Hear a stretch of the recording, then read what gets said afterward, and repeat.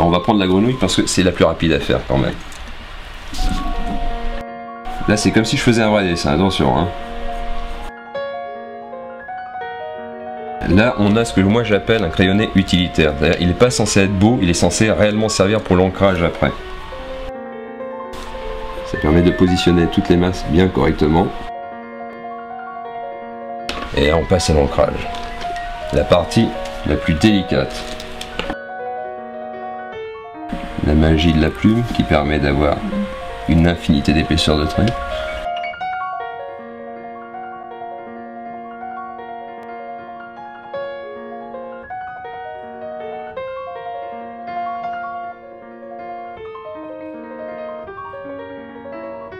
Là on voit réellement l'ancrage lui-même qui est en fait une étape qui nécessite plus de concentration on va dire. Surtout que là il y a aussi des effets qui sont un peu différents et moins maîtrisés que ne peuvent l'être ceux qu'on obtient par exemple avec un stylo à billes quoi. La plume peut toujours nous trahir à n'importe quel moment. Et la magie de la plume, c'est ça aussi. La possibilité d'obtenir cette finesse de trait tout en pouvant appuyer un maximum pour obtenir des effets beaucoup plus intéressants.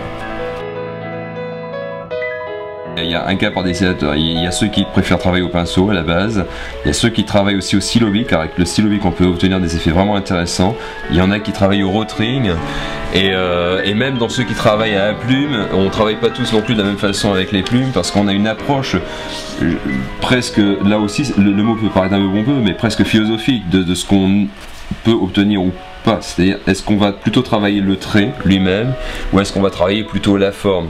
Cette plume là par exemple est beaucoup plus dure, je pourrais faire beaucoup moins d'effets avec cette plume. Elle n'a pas la même possibilité que celle-là où on peut obtenir ce trait là. Celle-là ne s'écrase pas autant par exemple. Mais elle est très intéressante parce que justement elle permet de maintenir une même épaisseur sur de nombreux éléments. Et en plus elle accroche moins le papier, qui est l'un des dangers aussi de la plume.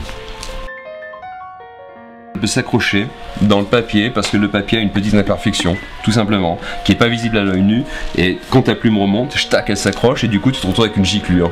Mais vraiment, hein, moi ça fait maintenant 25 ans que j'utilise des plumes et il m'arrive encore de me faire surprendre par une trahison fâcheuse de la plume.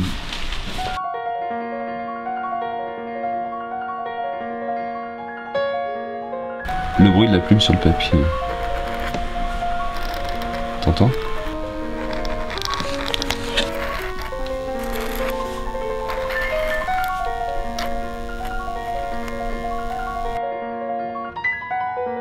On peut continuer comme ça à l'infini, hein, mais on commence à avoir un truc qui ressemble. Alors l'idée après c'est d'arriver à trouver une composition qui se dégage, tout ça. Des fois ça vient, des fois ça vient pas, des fois c'est foiré, des fois c'est pas foiré. Ça après.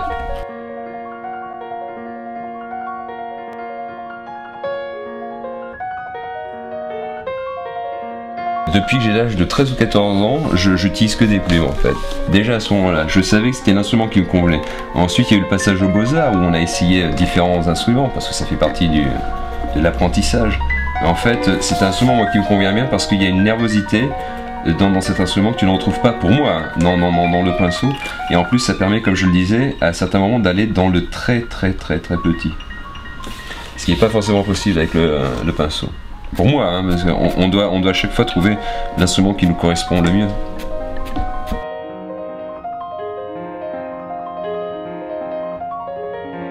J'adore l'ancrage, moi, justement. C'est vraiment un moment où ça me détend et ça me tend à la fois. C'est-à-dire que je recherche toujours une perfection, mais surtout avec l'ancrage, je sais que là, je vais pouvoir sublimer ce que j'ai réussi à approcher au crayon. Et puis ça me plaît tout simplement parce qu'il y a un côté ludique à l'ancrage, quoi. Oui, c'est vraiment un moment qui est très plaisant pour moi. Et là, ce que je vous fais, c'est évidemment pas un truc très précis, c'est juste pour vous montrer, en fait, certains effets qu'on peut obtenir avec une plume qu'on ne pourra jamais obtenir avec un crayon, ce genre de choses, par exemple. obtenir ce genre de plein et de déliés qui vont vers le gris mais qui ne sont jamais vraiment gris, parce que l'avantage d'une plume, c'est qu'on est toujours dans le noir à partir du moment où il y a de l'encre posée sur le papier.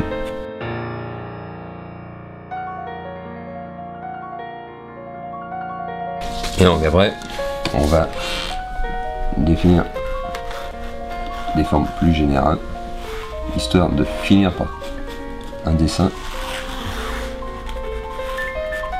qui ressemble presque à quelque chose finalement.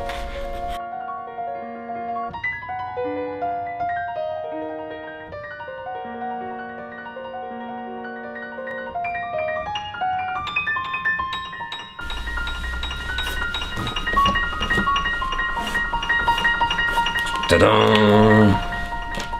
Bon ben, il n'y a rien à ajouter.